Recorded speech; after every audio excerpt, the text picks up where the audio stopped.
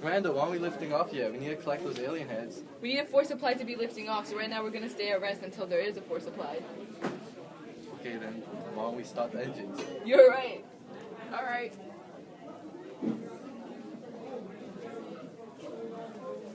Three, two, one. Blast off! Liftoff of the United Launch Alliance Atlas V rocket, carrying the 5th Mobile User Objective System satellite for the United States Navy.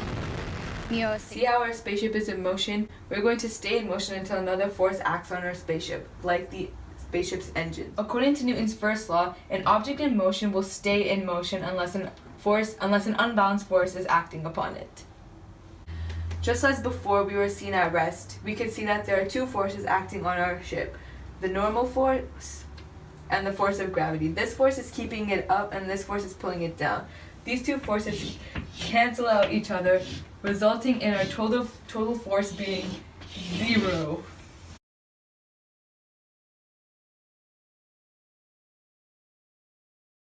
We have reached space's atmosphere. We can see that since there's no gravity in space, that there are no forces acting on our spaceship, which results in the total force being 0 once again. See, the rocket that we're traveling in looks like this, while the rocket that we traveled in last time looked like this. Since we're going off the same launch pad, the forces using to move the two rockets are the same.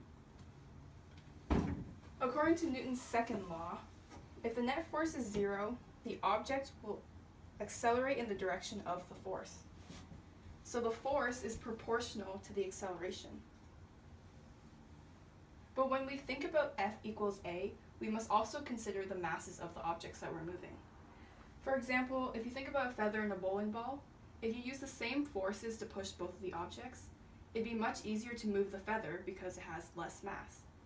Which is why when we talk about F equals A, we must also consider that F equals the mass multiplied by the acceleration as well. So when the forces are the same, if we had a smaller mass, our acceleration would be a lot larger. Versus if we had a large mass, then our acceleration would be a lot lower. If we wanted to be traveling at the same speed as the old rocket, we'd have to lower our acceleration in the small rocket. But since we don't, we're moving a lot faster than we were with this big rocket, which has more inertia. Which is just a fancy word for having a tendency to resist change in motion.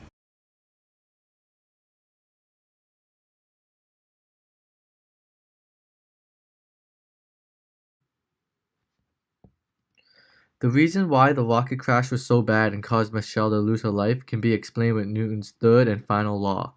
It states that for every action force, there is a reaction force with equal magnitude in the opposite direction. Newton's third law can be observed in this situation by the head-on collision of the rocket on the moon.